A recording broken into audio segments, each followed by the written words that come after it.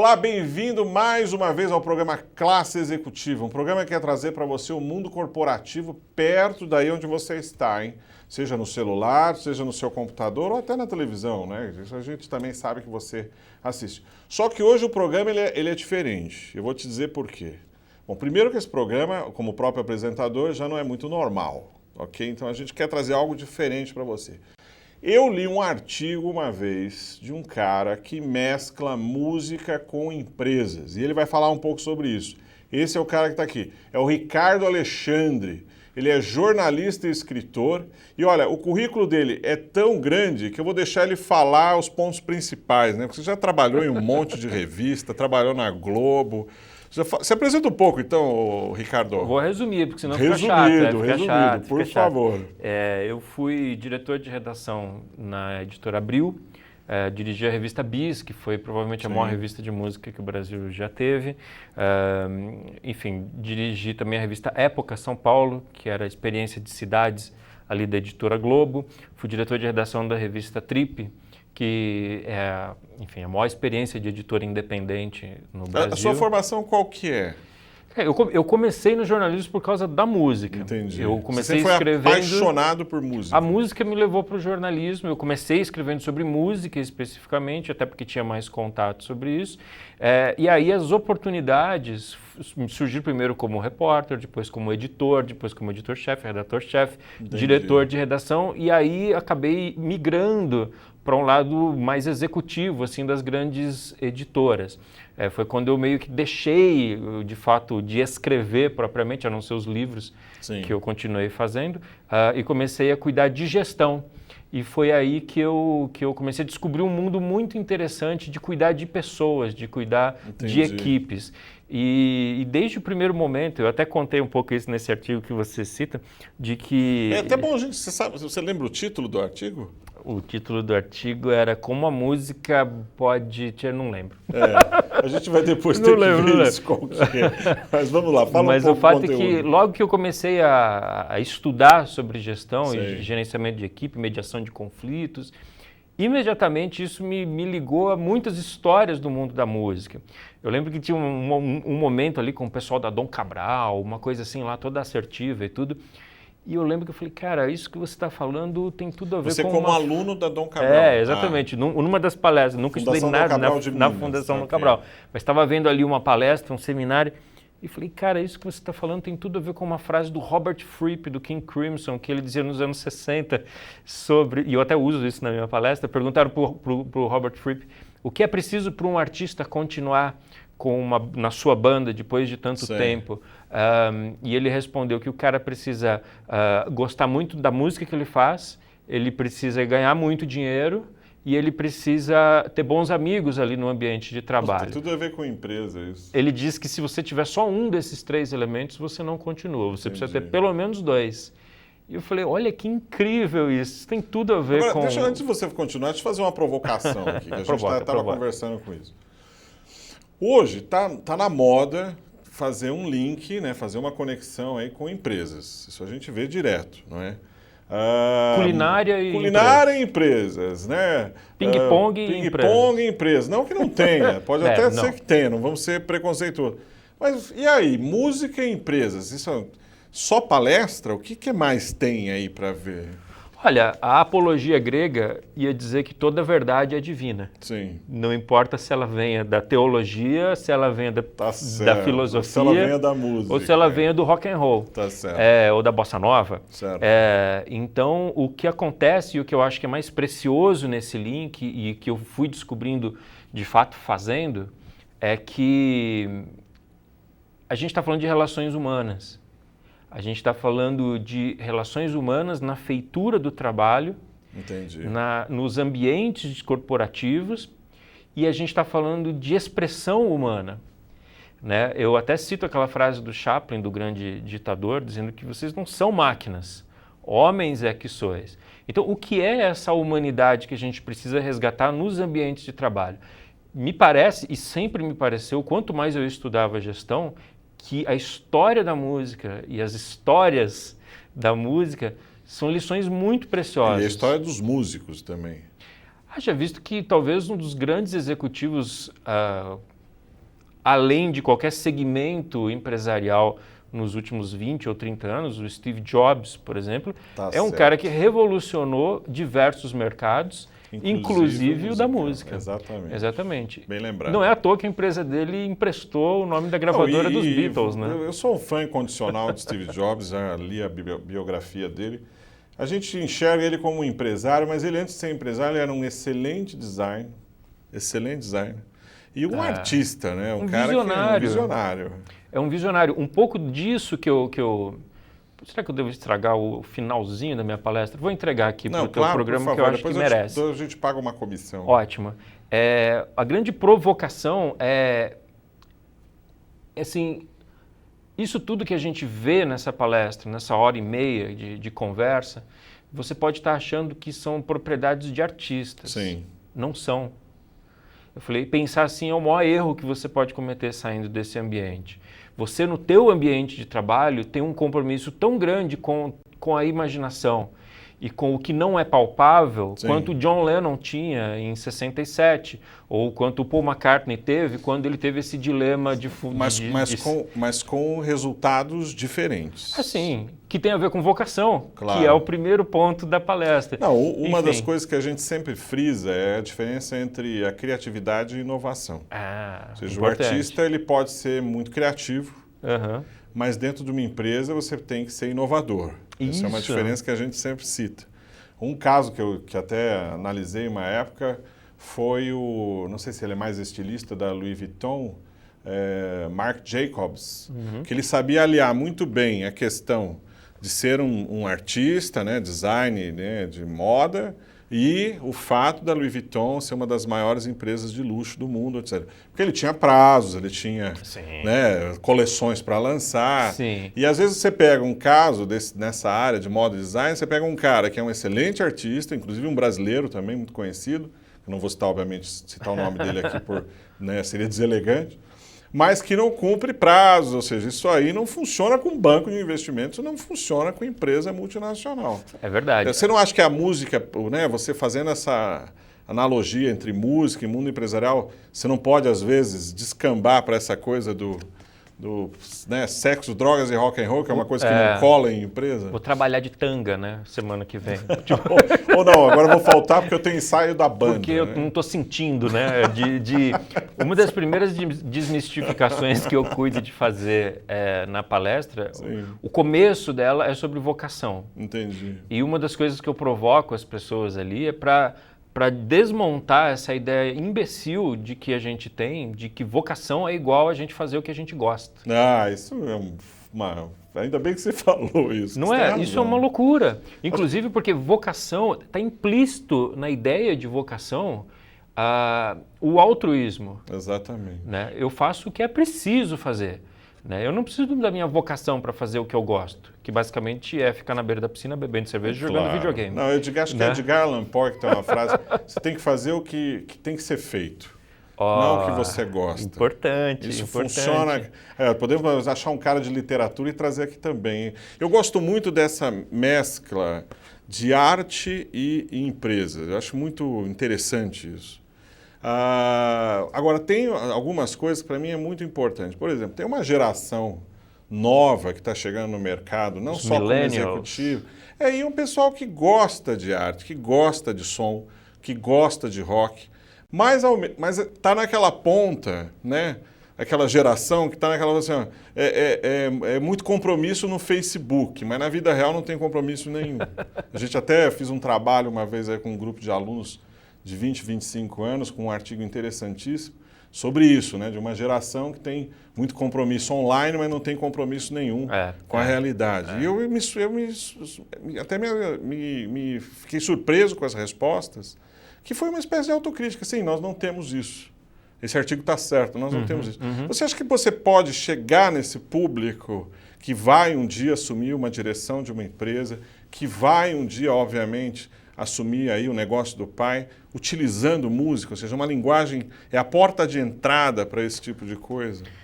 Muito interessante isso. Eu acho que uma das coisas importantes que eu tento propor ali na conversa é a gente ser um pouco mais integral do que a gente costuma ser, de que a música é uma coisa volátil ou uma coisa, um hobby para artistas e o trabalho é uma coisa enfadonha. Sim.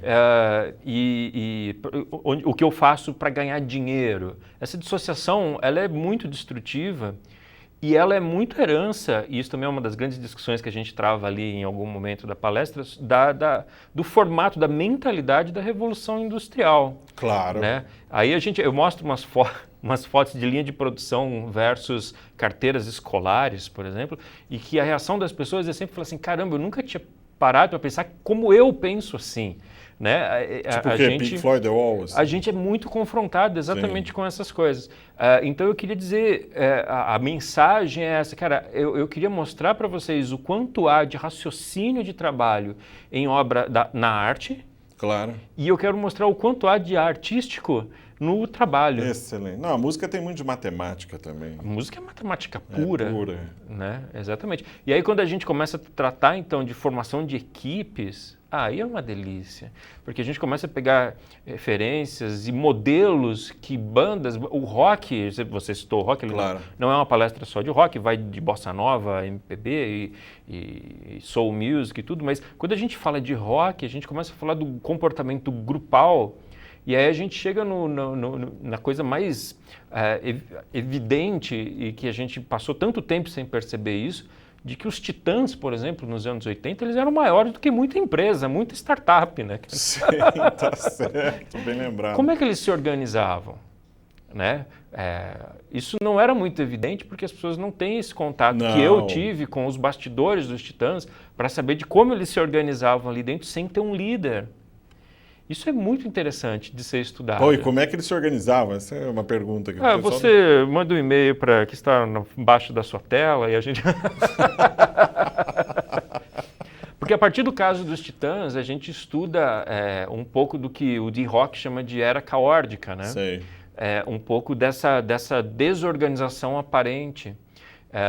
E do que a gente faz para permitir que no meio dessa desorganização aparente brote a criatividade, brote aquele elemento que ele chama de incontrolável, e a gente sabe que é mesmo, mas você consegue controlar algumas variáveis, Entendi. como por exemplo o relacionamento entre as pessoas, né?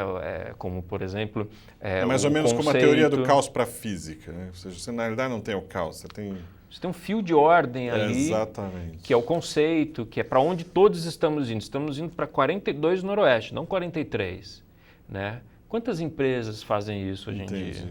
Gente, a gente está conversando aqui, olha, essa entrevista ela promete, hein? Não vai sair daí não. Com o Ricardo Alexandre, eu só vou dizer o seguinte, que ele é jornalista, que o currículo dele é muito grande. E a gente volta já, depois do nosso intervalo aqui, a gente está voltando para essa conversa muito boa sobre música, empresa e, olha, criatividade e inovação, que eu acho que esse é o grande assunto aqui. Já voltamos já.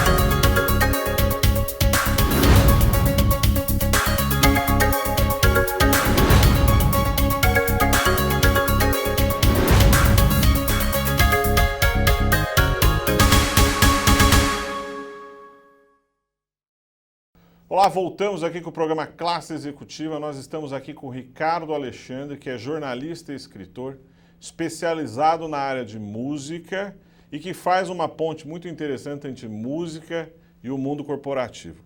Então eu vou começar com uma pergunta aqui também, Ricardo, é o seguinte. Música é um bom negócio? Você dá para olhar para a música como business, assim, no sentido de organização de uma banda? Como é que o cara... Quais são as qualificações que um cara desse precisa ter para ser um bom negócio? Bom, não só uma boa banda, um bom negócio. Sim, há uns números interessantes. O negócio da música nunca foi tão lucrativo quanto na década de 2010. Sei. por incrível que pareça. Mas você diz quem ganha com isso? É o que? A gravadora? Hoje a são as distribuidora? gravadoras e os grandes grupos de comunicação. Elas não se ok. chamam mais de gravadoras, né? Ok. É que eu sou um cara bem velho. Enfim, somos todos, né? Eles são grupos de comunicação, grupos de entretenimento, Entendi. com braços na área de videogame, com braços na área do cinema. Tipo uma Apple, assim. Né? É um modelo muito interessante de tentáculos, assim. Para o artista, é um tempo de transição muito sério. Ok. É um tempo de transição muito sério, porque hoje a unidade de negócio da música, que já foi o álbum e antes foi o single, hoje é a música por streaming, que é um formato ainda... Explica pra gente o que é streaming. Streaming são esses sistemas de assinatura, como o Spotify ou a Deezer ou o Rdio, que declarou falência agora há 2 semanas, onde você paga uma assinatura e você ganha o direito de ouvir um banco de músicas ali, sem precisar sequer baixar. Que é delicioso, né? É delicioso. É delicioso. Vamos combinar que é delicioso. É um produto ótimo. Mas ainda é um modelo que só favorece a gravadora, que pratica percentuais com os sistemas de streaming semelhantes ao que ela praticava na época do álbum, só que sem o gasto do suporte físico e com a mesma ninharia que ia para o artista. Sim. Hoje os artistas ganham dinheiro, por exemplo, fazendo show. Por exemplo, não. Via de regra, fazendo shows. Mas ele não pode ter a sua própria plataforma? Não sei se é esse termo. É o que os profetas do digital acreditam que pode vir a acontecer. Sei, um Jay-Z, por exemplo. Mas não é o que tem acontecido de fato. Ok. Né? Há alguns números que ainda são polêmicos, mas de que nunca foi tão concentrado na mão do Jay-Z mais 2, o que antes era na mão do Jay-Z mais 15. Entendi. Talvez. Então, o business de música é um negócio em mutação muito profundo. Né? Haja visto que, por exemplo, esses grandes grupos de entretenimento que a gente citava agora há pouco, eles também são responsáveis pelos shows dos artistas. Ok. Né? Já amarra tudo num contrato só. Num contrato só. E muitas vezes o merchandising, o famoso tudo. Mas e essa história? Eu tenho uma banda, joguei na internet, aí cheguei na casa de 1 milhão, 1 bilhão de acesso. Ou seja, isso é realidade ou é ficção isso aí? Pode até ser realidade, mas por trás tem um background aí bem grande aí de empresas. Olha, é realidade, mas é a mesma realidade que faz as meninas de 13 anos acreditarem que toda modelo é a Gisele Bündchen. Ok. Né? O cara acerta uma música não significa que ele vai virar a grande banda mundial. Ou que todo jogador é o Neymar. Ok. Né? Gente, meninas, o trabalho de modelo é você fazer demonstração de iogurte. Sim. Né? Não é a Gisele você Bündchen. começa, exatamente. E muitas vezes é onde você termina também. Claro. Né? Então, é isso. Então, hoje o negócio da música é um negócio ainda sob observação. O que vai acontecer? O mais desesperador me parece que vai acontecer tudo. Né? Tem um número muito interessante de que hoje os artistas ganham mais dinheiro com discos de vinil, que houve um renascimento praticamente do estavam vinil, decretando a falência do disco de vinil e do hoje... que com o streaming. Ok. O streaming é usado para o artista ser conhecido, ser ouvido, deletado dali a pouco, para depois para vender fazer o disco show. de vinil. E aí ele vai para o show, ele vende lá um negócio de vinil por R$80, cuja margem de lucro é muito maior, mas é um sinal muito interessante que tem a ver com a minha palestra. O aquecimento do mercado de vinil, no meu entendimento, tem um significado muito simples. Música não é descartável para mim. Ok. Música não é só um arquivo compartilhado digital. Porque quem compra o disco de vinil da banda XYZ lá é porque efetivamente vai guardar aquilo ali. Às vezes ele não vai nem ouvir. Ele vai continuar ouvindo o streaming. Há alguns discos de vinil que vêm com o código para você baixar e ouvir no teu celular. Entendi. Então, mas o que ele faz? Ele compra o disco de vinil para dizer assim, este álbum me representa como ser humano diante da minha família. E se bobear, tem um não é toca-disco, como é que chamava? Vitrola. Vitrola. Não, o mercado de vitrola. Com a marca da Ferrari, com a marca da... Está abrindo uma segunda fábrica de vinil no Brasil, a primeira na Polisson, Sim. no Rio de Janeiro, e hoje está abrindo uma na Barra Funda, em São Paulo, mostrando o crescimento desse mercado. Mas hoje isso é nicho, né, Ricardo? É nicho. Não é mais aquele grande volume. É como alguém falar para mim assim, não, vou abrir uma videolocadora hoje. Não dá o futuro pra falar. É videolocador, não dá, né? Vai ter um... Não, é nicho. É nicho. Mas o que eu acho interessante, Olavo, é o seguinte, de que um dos meus objetivos com a palestra Trabalhando por Música Sim. é mostrar o quão importante o exemplo da música é na nossa vida. Né? Olha só o que a música está falando, olha o que o João Gilberto está te ensinando, olha o que o Paul McCartney está dizendo para você aplicar no teu dia a dia, no teu ambiente de trabalho. Música é mais do que um arquivo compartilhado, é um pouco a mesma linha fina ali. Ricardo, mas e esse mercado de consumo rápido e barato, não é? Ou seja, esses pseudo-artistas que surgem para o programa de auditório X lá, e somem, e volta e some. Ou seja, né, um descarte. Isso aí também não é um varejão, vamos dizer, não tem, vou chamar isso de varejo, é um varejão. Isso aí também não é uma porta de entrada? Isso sempre existiu. Claro. Isso sempre existiu. O famoso artista descartável. Descartável, isso sempre claro. existiu. Hoje eu sinto muita falta, eu vejo que há uma crise de oportunidade para os artistas que... Reais, vamos dizer assim. Reais. Que têm algum pendor artístico. Né? Então é até um pouco interessante que eu pego esses exemplos e tento falar assim, cara, você que está aí na tua farmácia ou na tua indústria de alimentos ou na tua empresa de sapatos, você tem que dar vazão no teu trabalho, a tua alma artesã, tanto quanto o David Bowie deu ou o João Gilberto deu. Né? E aí eu acho que a minha missão ali, dupla, é um pouco incutir esse espírito, e é de espírito mesmo que a gente está falando aqui, de vento, né, nessas pessoas no ambiente de trabalho, mas também, humildemente, é falar assim, olha como a música é importante, olha como é legal. Você parou para pensar de que essa música aqui pode te abrir uma porta de entendimento sobre a vida, que se você está simplesmente tratando como uma coisa banal, ela não abriria? E você acha que esse tipo de linguagem tem uma fácil penetração no mundo corporativo? Quais os retornos que você está tendo desse tipo de postura? Ou seja, de tentar... Sim. Você entendeu? Qual é o resultado? Claro. Né? Porque...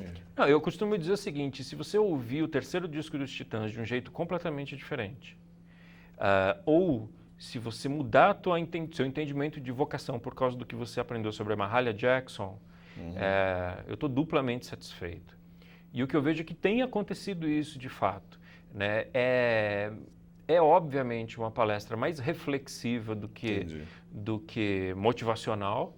Ela coloca uma série de quebra de paradigmas ali que são muito valiosos, foram muito valiosos para mim, para as equipes que eu gerenciei na minha vida, e hoje eu consegui organizar como jornalista, né, organizar isso como informação para as pessoas, e o feedback que eu tenho tido é animador, assim, animador, porque as pessoas entendem a importância da música e entendem a mensagem de dar vazão para a sua própria vocação, para o seu próprio sentido de trabalho, né? Então eu fico duplamente honrado quando isso acontece. Uma das coisas que você falou que eu sempre friso no que eu falo em aula, no que eu falo em palestra, até para os meus colegas, é que obviamente nós estamos passando todos por um processo de transição, não é?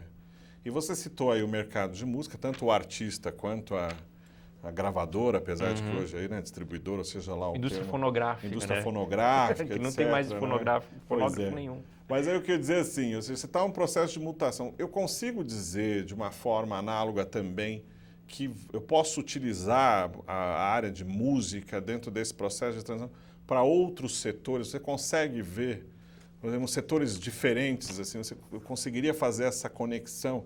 Você já está caminhando não sei para onde, né? Isso é uma coisa que eu falo na área internacional, falo na área de indústria.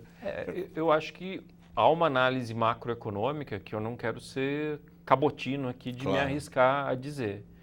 Mas se a gente está falando de seres humanos, de gestão de equipes, mediação de conflitos, a gente, obrigatoriamente, desde os anos 60, a gente precisa falar de pós-modernidade.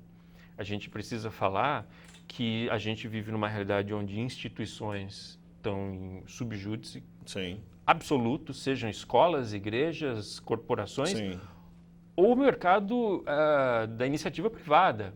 O sonho da época do meu pai era começar e terminar na mesma empresa. Isso é inviável hoje. E arrumar um emprego para o filho. Sim. Né? Era ou não era? Exatamente. Hoje a gente vive uma realidade, para usar o termo do Bauman aqui, muito mais líquida. Líquida. Exatamente. E que por algum motivo muito bizarro tem muito mais a ver com a arte. É isso. Talvez essa seja uma grande porta de entrada para tentar, não estou dizendo que vai conseguir, explicar essa realidade líquida, essa coisa muito mais intangível, sensível. A vida é imprevisível. A gente cresceu olhando os exemplos da indústria, achando que havia uma causa e efeito, a gente podia controlar a nossa equipe. Entrada e saída, sistema fechado. A gente pode controlar com o crachá. O que eu digo assim, você pode tentar controlar com o crachá, mas você tem que estar preparado para ter os piores funcionários. Né? E pior, você pode se tornar o pior funcionário. Ou o pior chefe, que é pior ainda. Acreditando que é assim, olha, você vai trazer gente que não sabe por que está trabalhando. Ou que está lá só para bater uma carteira tua. Então, eu acho que esses exemplos vindos do mundo da arte, exemplos bem-sucedidos, obviamente, claro. Né? Isso é importante também a gente dizer, é que eles podem gerar uma reflexão muito interessante dentro das equipes, a meu ver, de qualquer ramo de atividade. É o que eu tenho visto. Fazendo a transposição, a pessoa tem que tomar...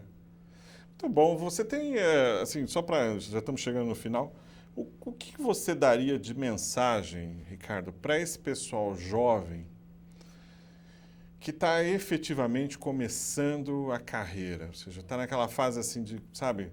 Estou na graduação, estou saindo já pensando, ou seja, o mundo está começando a ficar muito mais responsável do que eu queria. Que mensagem que você dá para esse pessoal que está começando? Em algum momento na palestra eu falo, olha, vocês devem estar achando que isso aqui está muito hippie, esse papo. Então, para deshippizar um pouco, eu vou usar uma frase do Peter Drucker, certo. Que de hippie não tinha nada. Nada, pelo contrário.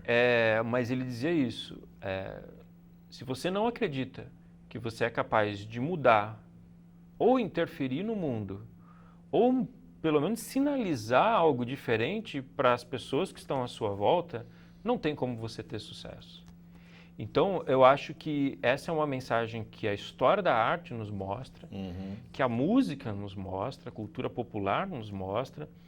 A ousadia é recompensada, via de regra. Posso ficar meses aqui citando exemplos de pessoas que quiseram ser muito pragmáticas e deram com os burros na água, especialmente no ramo da arte. A gente está entrando num mundo cada vez mais imprevisível, onde as realidades interferem o tempo todo umas nas outras.